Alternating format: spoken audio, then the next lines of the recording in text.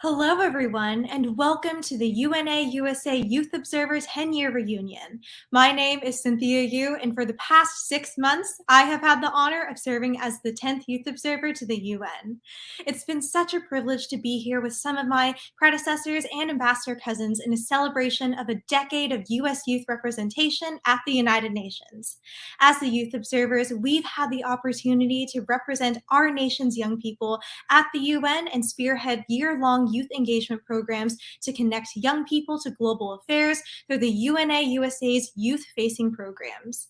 In my personal experience thus far, I couldn't be more grateful to lead initiatives on diversity, equity, and inclusion at home and abroad to elevate underrepresented communities in international affairs. This has included creating a diversity block within the UN Youth Delegate Program, marching forward as a grassroots advocate with UNA USA chapters, and building partnerships across organizations and UN missions to prioritize the diverse representation of our world's youth. Young people are the future of our world, and in today's day and age, we must continue cultivating the next generation of leaders who will respond to international crises. We are at the forefront of peace building, the forefront of innovative solutions, the forefront of a world united in solidarity. As new challenges continue to arise across the globe, ensuring the inclusion of youth in decision-making processes will be increasingly important, not only because of our unique perspectives, but also because of our status as the generation that will inherit the world tomorrow.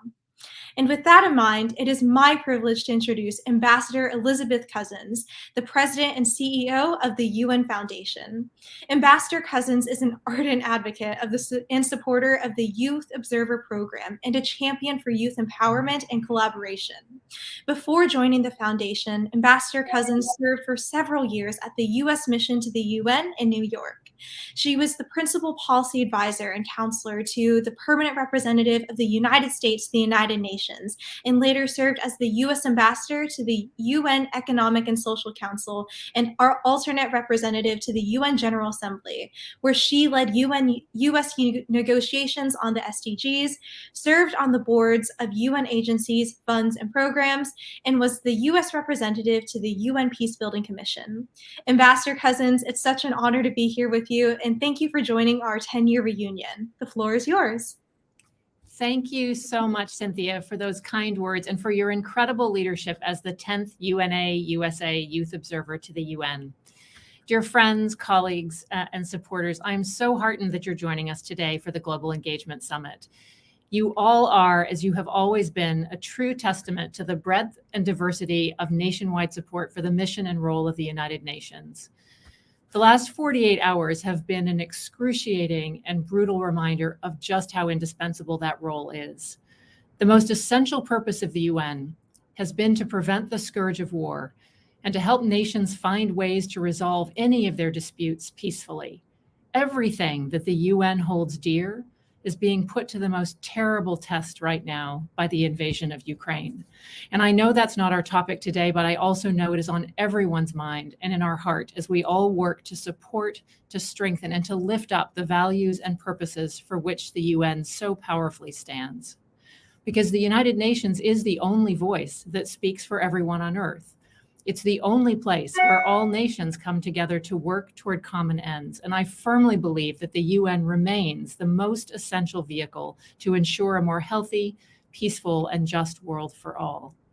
And I also believe that everything we care about and work for, from the 2030 Agenda for Sustainable Development to the very purpose and principles of the UN itself, depends on empowering young people as rights holders, as agents of change, and as torchbearers, because torchbearers you will need to be. Now, this afternoon, I'm so glad that we can lift up and celebrate 10 years of the UNA USA Youth Observer to the UN. Young people comprise 15,000 of the roughly 20,000 members of UNA USA. It's clear that young people don't simply want to talk about making a difference. Instead, youth, including so many of you here today, want to take meaningful action and create real and lasting change.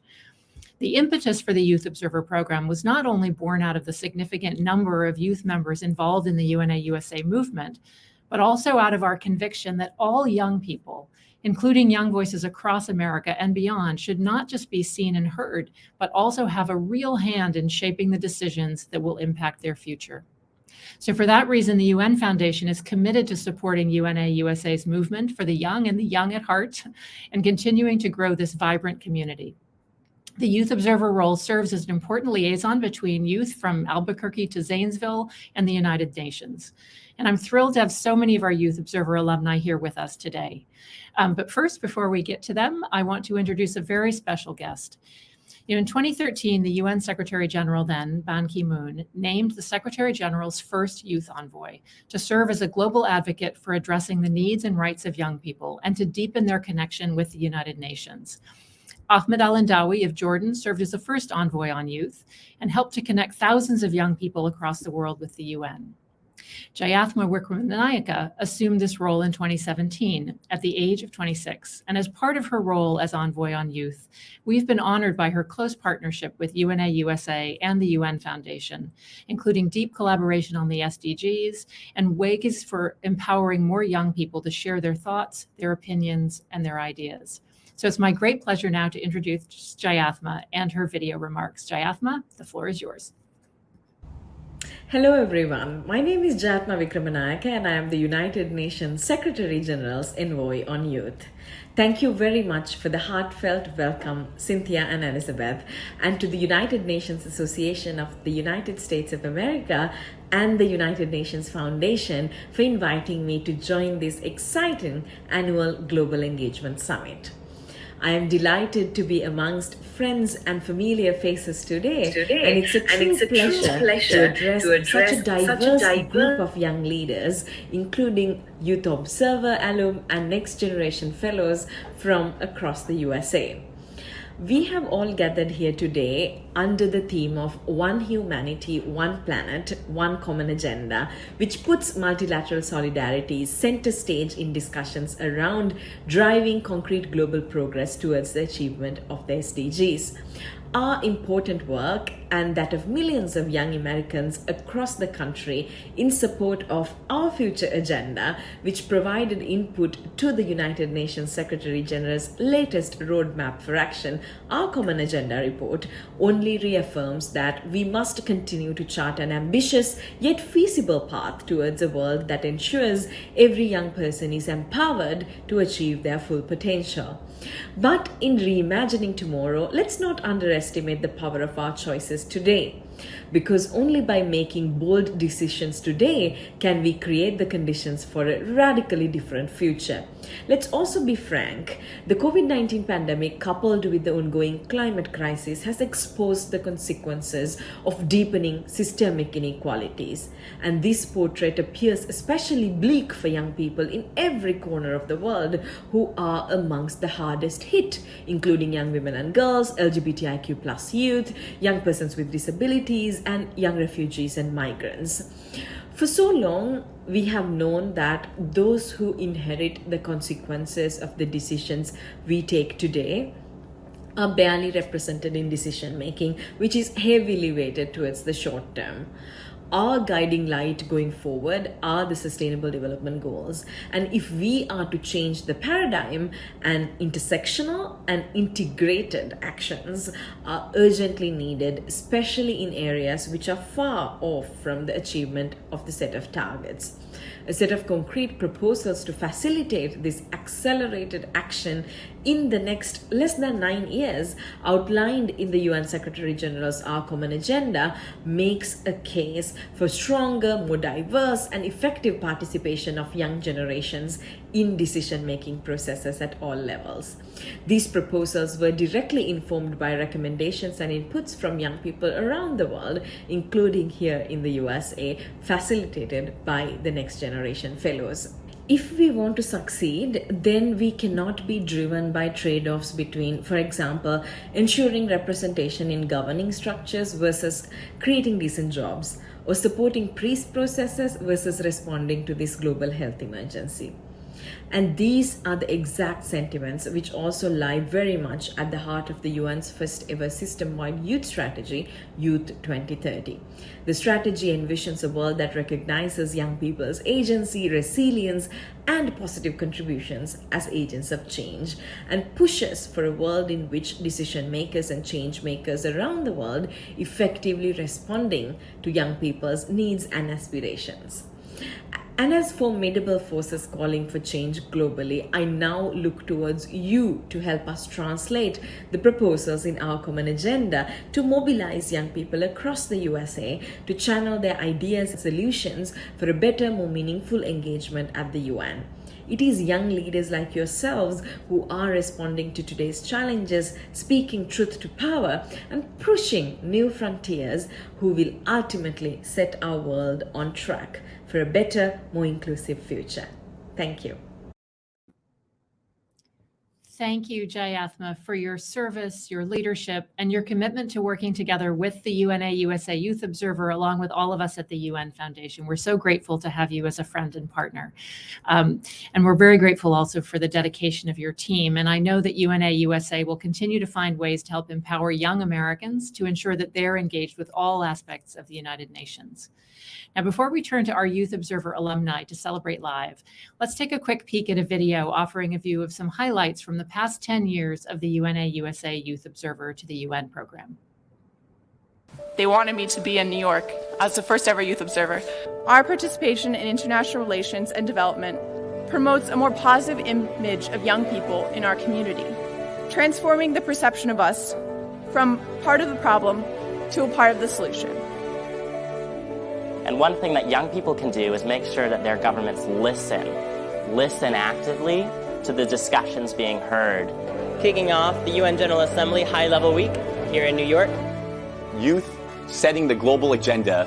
Hi, I'm Donia, and this is Yelena Feingold, and I'll be interviewing her in a series of interviews that I'm doing with women in leadership in U.S. agencies in Rome.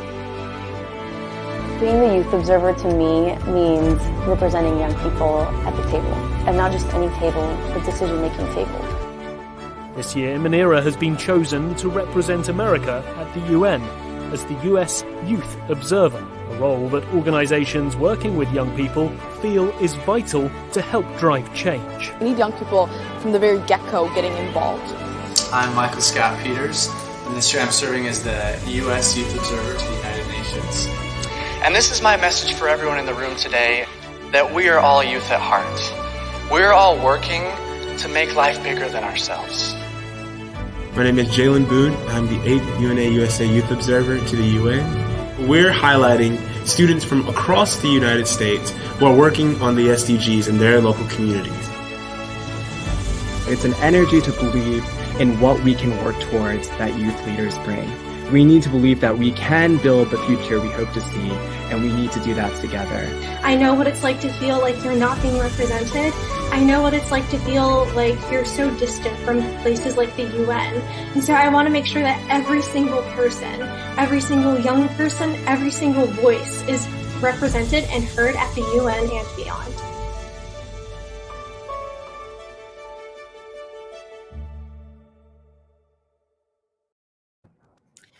Wow. Well, you know you're getting old when that makes you cry, because I was cheering up throughout all of that, because you all are so amazing. And there have been so many wonderful people impacted over the last 10 years, the UNA USA Youth Observer Program, and that's just the tiniest snippet of it.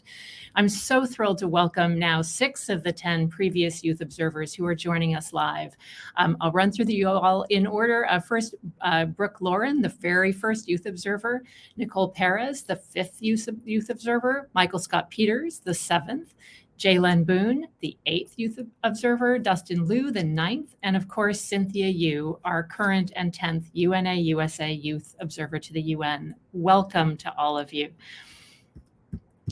I'm really looking forward to hearing each of your perspectives, not only from your experience as Youth Observer, but also from what you've learned since you left the role and what you think young Americans today should know about the United Nations and this work. So let me start with Brooke, who helped navigate the role as the very first Youth Observer. Brooke, what was it like to be the first person in this position and to have such a weighty job to try to connect American youth to the UN for the first time in a formal capacity? Well, thank you, Elizabeth. And I think I'm the one who's getting old if we're celebrating 10 years of the Youth Observer program. And as you said, it was indeed exciting to be the first. And I think worth noting that one of my contemporaries, Jayatma, who we just heard from, was actually one of Sri Lanka's first UN youth delegates in 2012. While I was serving as the first US youth observer. And so we're actually celebrating many firsts today.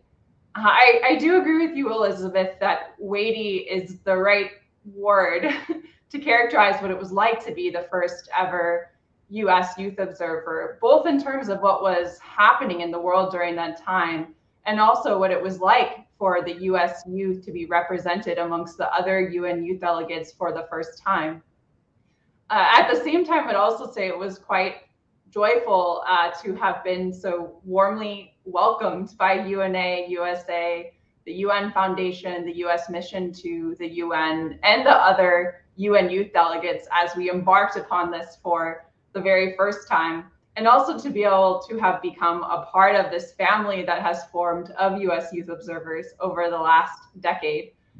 I mean, knowing how much this UNA USA community has done for this program has inspired each one of us as US youth observers to take this opportunity for increasing representation of young people and really trying to carry it to the communities in need of their voices being heard, both here in the US and around the world. And there's not a day that goes by for me in my work at Microsoft Research on global health access and equity that I don't think about this inflection point in my life where I had the opportunity to serve as the first US youth observer. So I think even though I'm the first, I'm definitely standing on the shoulder of giants in terms of the other US youth observers. And so looking forward to turning it back to you, Elizabeth, to hear from our other colleagues.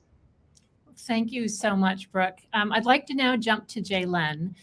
UNA USA has evolved into such a strong advocacy movement where members take action, meet with their members of Congress, make their voice heard about a whole variety of issues: human rights, climate change, justice, access to education, you name it. Can you tell us a bit about how the role positioned you to be a more effective advocate for a cause or issue that you care about? Yeah, thank you so much, Elizabeth. And it's so good to see everyone. Wow, I was just thinking about that. All the time I had spent that year, because it was an interesting year as youth observer. As you know, I was in 2019, and I think halfway through my tenureship, COVID happened. And so it really was an opportunity to really utilize my skills of entrepreneurship and project development. And so during that time, the key issues I was focused on were primarily equity and inclusion and climate change. From a climate justice angle. And, people were calling it the year of climate. We had marches in New York, Greta Thunberg, and lots of folks were coming together to help mobilize. And a lot of what the movement lacked when COVID hit was, how can we continue to take action? And so I think as the youth observer, it really placed me in a position where I was able to have the platform to, give out some of those tools that I had been able to learn over time through, project development skills and, some of those toolkits that we were able to prepare for students, and to see the impact that had to this day warms my heart, and it propels me to continue to move forward as we're still in the midst of a pandemic. Just to let folks know, especially young people, that action doesn't stop because we aren't in person, but that it can actually continue going forward with or without interaction with others in person. And so we're finding new ways to take action, and the Youth Observer program really provided me that platform and that angle to be able to do so. And the last thing I'll say just really quickly is I thought it was quite special to be able to also be in a place where you are the bridge between lots of folks at the UN and youth in America, where there seems to never be a bridge to connect. And I think that's the beauty of this program and why I'm so uber excited to be here today with all of my predecessors and those that have gone on after me. So thank you so much. Well, thank you, Jaylen. Once a youth observer, always a youth observer. So we're so thrilled to see all of you here. Now I want to fast forward to Cynthia. So you're our current youth observer. And the application and selection process must be very fresh for you. And the application for the next Youth Observer is opening very soon. And the 11th Youth Observer may very well be on this call right now. So what is the best advice you would give to a future Youth Observer? Well, that is such a great question. Thank you so much, Ambassador Cousens. So as much of our audience has seen during this session, the Youth Observer program is in many ways what each person makes of it. And so for all future Youth Observers, I would say that you should come in with a purpose, plan, and passion. A title really is only a few words on a piece of paper, and it's completely meaningless. What does have meaning is the work that you as an individual do to impact and inspire others. And so the great thing about the Youth Observer role is that you have the ability to reimagine youth engagement and representation by using your own creative and innovative ideas. So I would definitely say know the why behind your drive and think about how to not only bring others in, but also keep them coming back. Each Youth Observer has led with an entrepreneurial spirit, and they've challenged themselves and other U.S. youth to serve as change makers for the SDGs. And particularly when you're thinking about your application, think about what you particularly would like to do. I feel really lucky that the UNA USA has supported my experience, and they've given me the agency to build an agenda based on what young people have shared with me. And they've supported all the initiatives that I've been a part of. Even in the most challenging times, it's that purpose, plan, and passion that makes each and every day of this role more rewarding and insightful. Thank you, Cynthia. That was great. I want to now turn to Michael Scott. You were the 7th Youth Observer, and no, there won't be a test about what order the Youth Observers came in, but you were the 7th. And you've had the chance to see how those before and after you have filled that role. From your vantage point, how have you seen the Youth Observer role evolve and adapt to the current landscape? Yes, thank you, Ambassador Cousens. It's exciting. I think in the past 10 years, we've seen the world go through a lot of change. We've seen the UN go through a lot of change, and we as a society and as a humanity have gone through a lot of change. And so I think it's natural to expect, from Brooke all the way to Cynthia, to see, some of the differences in how this role has evolved along with those that we serve. But as I talk about this, I want to call out, an important note that was made in the chat. It was, I hope I'm saying your name right, it was Marielle, said kudos to all the Youth Observers, but also to all the young people making an impact every day in communities all over the country. And I think that's an important thing to call out, because while there are 10 of us who have had the privilege to serve alongside you, in the supporting young people in the United Nations, it's a collective effort. And so it depends on all of us to make that difference. And there's a quote I really like that says, yesterday I was clever, so I wanted to change the world. Today I am wise, and so I'm changing myself.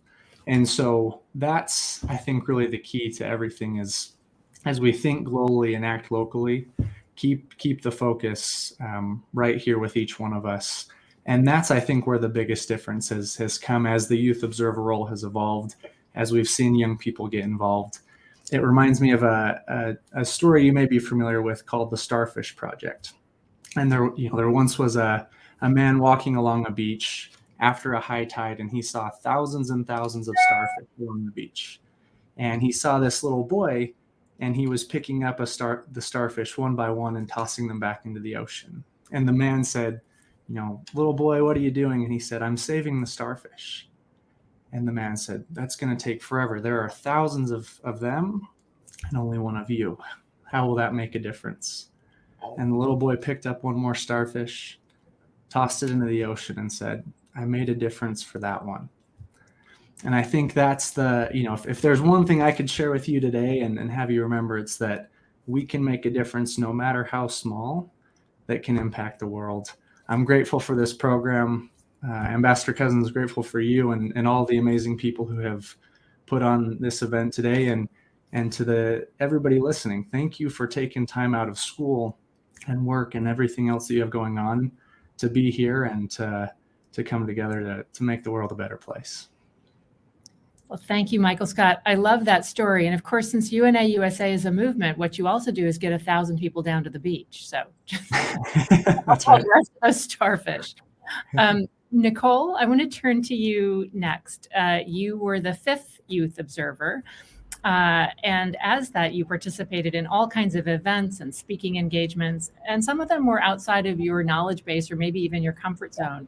So tell us a little bit about that and how your work helped amplify the voices of American youth.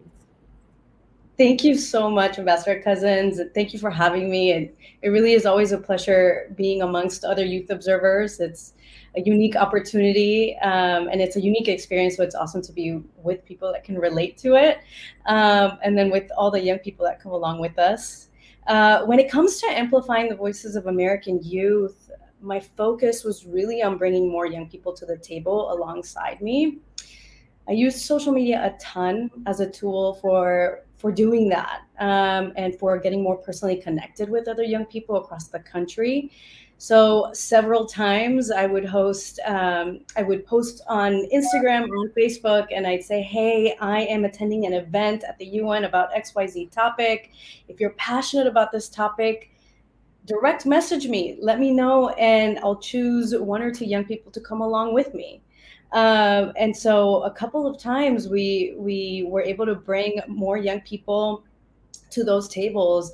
And this was pre-COVID where we can show up in person. And so a lot of that work was really on finding the young people that had the expertise that I didn't have, had the knowledge, the lived experience expertise that I didn't have, and making sure that I was giving them the platform to really go and speak to those issues.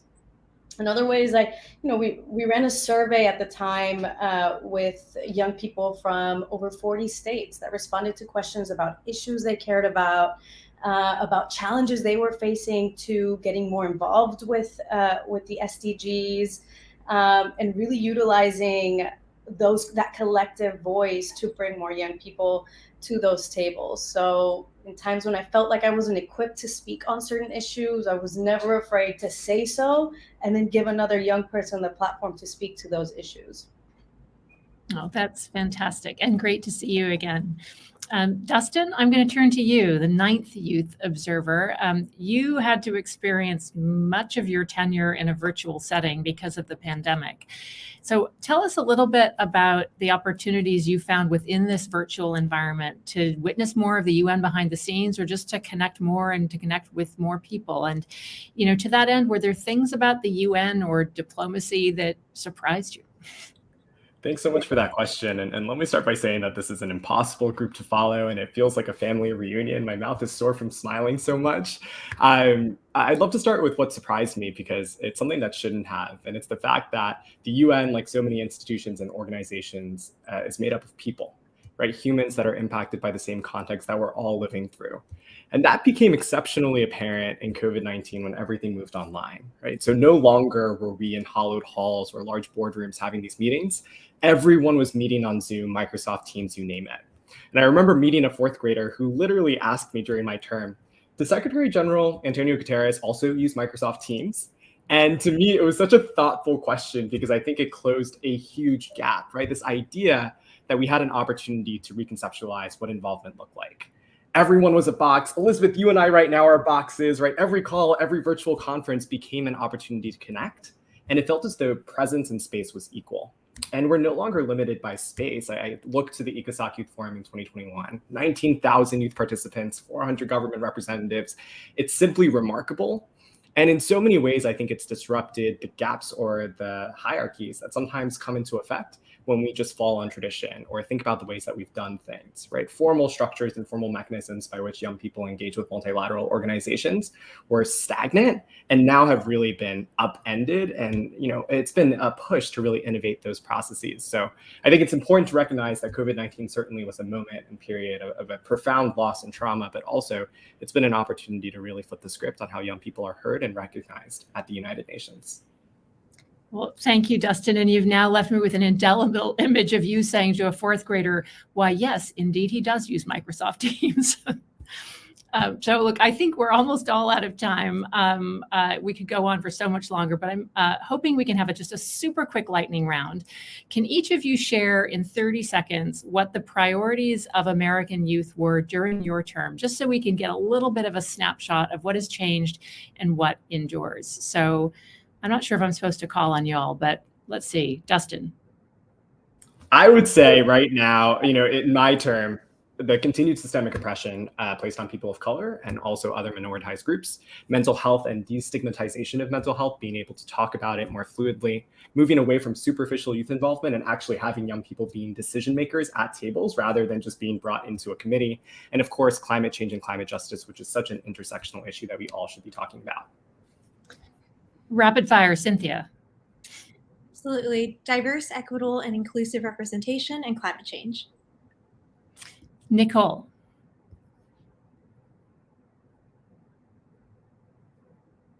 Nicol, you're up. Can you all hear me? Oh my gosh. Okay, good. All right. So during my term, and I looked back at the survey we did with youth from around the country, and top of list were social justice issues, specifically the refugee crisis was top of mind, as the tragic photo of 3-year-old Alan Kurdi emerged, and then also access to decent work. Those were the two main issues. Michael Scott. Yeah, human trafficking, zero hunger, religious freedom, and then the future of work were some of the big focuses we had during my term. And Brooke. Well, I think I have the vantage point to see what has changed over the last 10 years. And I think what has changed the most is that as the first youth observer, we were primarily focused on how can US youth have a seat at the table. And what I've seen every subsequent youth observer do is not settle for just that, and to really think about how to use this platform to change policies that affect young people in the context of youth engagement at the United Nations. So that's been the biggest change, going from just being honored to have the seat at the table to really at times building your own and doing that for others. So that's what's changed the most. Jalen, final word for you in the lightning round. Yeah, no, definitely it was the year of climate for sure. Everything was like at that point really heightened. Outside of that, obviously social justice and a lot of the continuation of what I saw, at least, of what Nicol mentioned about decent work and economic growth. Well, thank you all again. We would all love to have so much more time with you, but I want to thank you for your service, your leadership, and for sharing your perspectives and wisdom with us today. So I'd now like to invite Cynthia, the current UNA USA Youth Observer, of course, to take questions from the audience for a bit of time before we turn the floor back to Paula for our close. Cynthia? Amazing. Thank you so much, Ambassador Cousens. And yes, we wouldn't be the UNA USA if we weren't hearing directly from the American people. So we're going to move on to audience questions. And the first one comes from Tita. And let's pose it to the person who started it all, Brooke. What were your greatest challenges and greatest achievements during your term as the Youth Observer? Greatest achievement would be, I think it's fair to say that it wasn't a foregone conclusion that this program would continue past the first year. So I think my greatest achievement is that there's 9 other people who have sat where I sat, and greatest challenge, I just spoke to it. How do you go from being a young person that's just in awe of the work of the United Nations to someone who can start to see how to use your voice to make it even better, and really lean into some of that tension and friction that can exist when you're trying to make a change that you want to see. And so that was the greatest challenge that has been improved upon by the subsequent 9 youth observers. Amazing. Thank you so much. And definitely, I'd love to pose that same question to Dustin, since I know that you were the first youth observer to have a fully virtual term. Would love to hear your perspective. Well, thanks so much for flagging that challenge, Cynthia. I think adapting to the virtual environment became the greatest achievement that I had in my term. I would also say having the opportunity to share wisdom and having the opportunity to sort of be supported by all past youth observers. Michael was like every time I posted something on Instagram, he would be the first one to react. Nicol and I had a call early on in my term. Jalen, you've been a cheerleader. Brooke, you've always been there too. So Certainly being able to be in a community of other youth observers that were supportive and were always a phone call away made the challenges much more manageable. In terms of achievement, it was just reaching more young people, having a chance to connect with young people all across the country. No longer was I on a flight. I was in Michigan in one call and then California in another call. It was just a click and a click. So having that opportunity certainly became one of the great achievements that I've been able to sort of co-build with other young people during my term. Amazing. Thank you so much, Dustin. And then throwing it back to Michael. Same question, right? Yes. So same question. I would say, and this isn't necessarily a challenge, but one thing that I realized during the term is that 1 year is not enough time, and it goes by really fast. As soon as you feel like you're up to speed and understand the role, they're already opening the application for the next year's Youth Observer. And so what I took from that is, while time goes by fast, as Ambassador Cousens said, once a youth observer, always a youth observer. Once an advocate for the United Nations, always. And so, being able to turn that challenge of having time go by so fast and use that, at work, in school, within your family, to continue the mission and goals of the UN, I think is really important. And that's how you can turn that challenge into an opportunity that will last forever. Amazing. Michael, that is so insightful. And as somebody who's halfway through her term, I totally resonate with the first part as well. Our next question comes from Linda, and we're going to throw it to Jalen first. Since your experience as the youth observer, what are your future goals? Oh, man.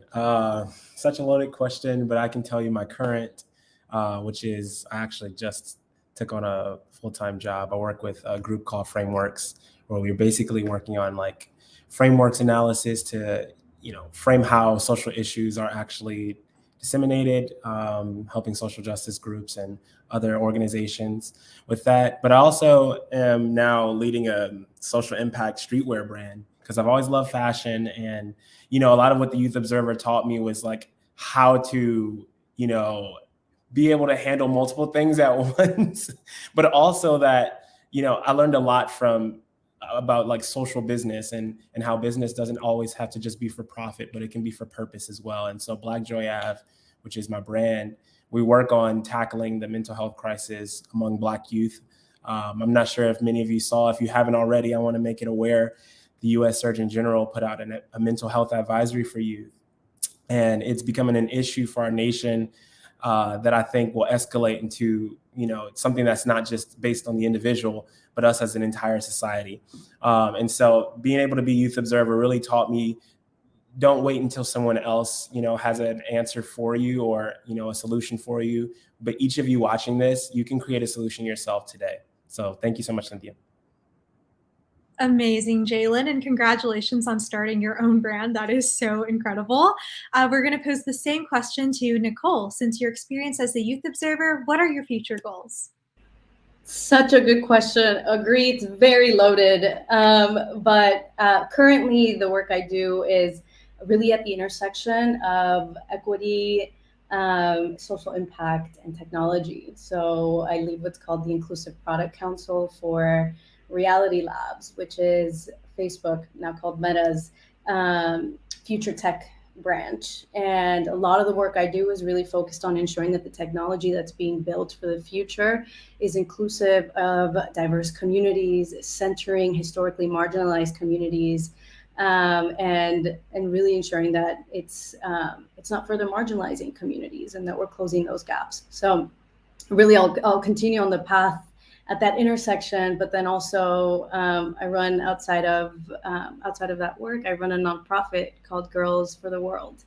And it's a mentorship program that connects women and girls from over 70 countries to mentors to really help build the skills to unlearn harmful gender norms and creating safe spaces for women to get together and have those conversations. So continuing on that. That is so incredible, Nicole, and thank you so much for sharing all the great work that you're doing. This concludes our time, but thank you again to everyone for tuning in, to Ambassador Cousens, and to all of my incredible predecessors. I've got to say, as the current Youth Observer, I remember growing up watching y'all over the past 10 years, and it is so amazing and inspiring to be able to be on this call with y'all. So thank you so much for giving your time today. Ambassador Cousens, the floor is yours. Well, wow. Thank you so much, Cynthia.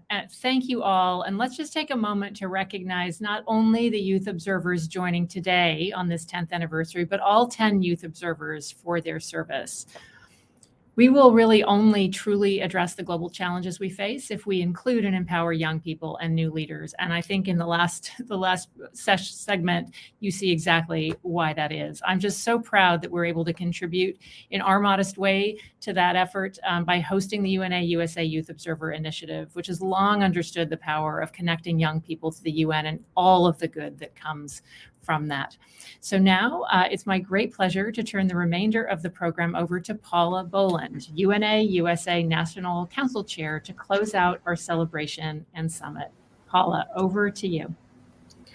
Thank you, Ambassador Cousens, for the kind introduction and for your effective leadership of the United Nations Foundation.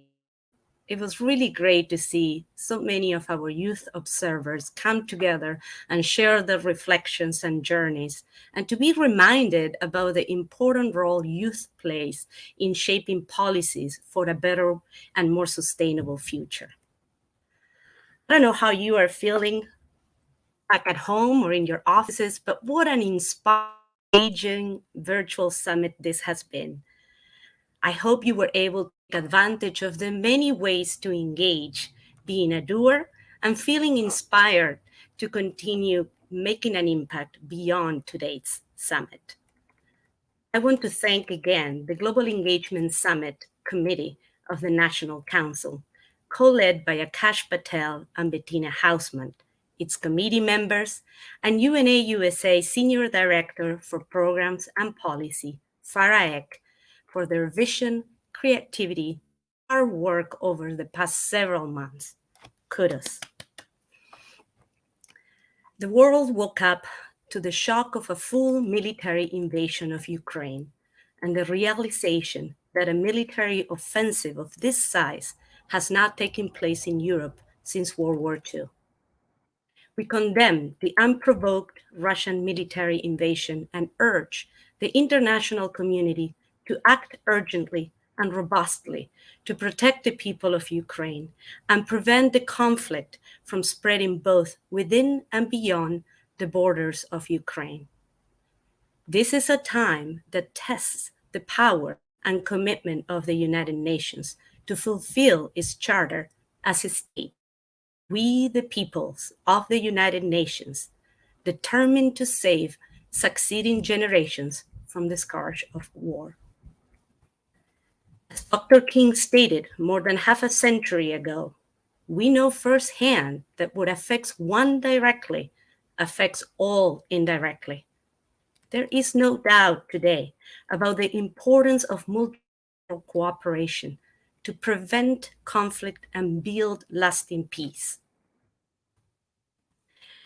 and the importance of UNA USA's mission of educating and support for a strong US-UN partnership, a partnership that remains as critical as ever. The world is facing unprecedented levels of humanitarian need. This year, 274 million people are expected to need humanitarian aid, an almost 20% increase from last year, which was already a record. The data reveals troubling trends: increases in forced displacement, more people on the edge of acute famine, the concentration of the vaccine inequity reality, increased intersections between issues like climate and hunger with conflict, a rise in authoritarianism, and a surge in conflict and violence. This demands greater global cooperation to better understand and resolve conflicts. Thankfully, experts and research shows that investments in prevention and peacekeeping not only work, but pay dividends. As the UN Secretary General laid out in his vision statement for his second term, the choices we make now will determine our trajectory for decades to come. That reality and the urgency and acceleration of the challenges and opportunities before us were the impetus behind our Common Agenda report, which makes the case for stronger action and global cooperation to deliver against the challenges and opportunities of the 21st century. The main reflection during these past few challenging years is the need for renewed commitment to build a more sustainable world, the future we want and the UN we need. This reflection calls us to pay greater attention to the 20th Development Agenda, the Decade of Action, and the promotion and protection of human rights and equity for all. Increased global challenges call for growing investment in the UN and its agencies for building and sustaining peace and cooperation with civil society organizations. It means that we must build back more equitable and with greater resilience in the aftermath of the COVID-19 pandemic, climate crisis, and growing conflicts. The UN Association and its members across the country are united more than ever in the commitment to global engagement and their belief that each of us can play a part in advancing the UN's mission and achieving the Sustainable Development Goals. We're proud to see our advocacy actions having and continuing to have an impactful effect in helping secure UN funding and supporting the much-needed US re-engagement in the multilateral space as a leader. This is indeed one humanity, one planet, one common agenda. Movement. Join UNA USA, get actively engaged, and be an advocate for community. Every single action can make a big difference. This concludes today's Global Engagement Summit. Thank you so much for your participation and support.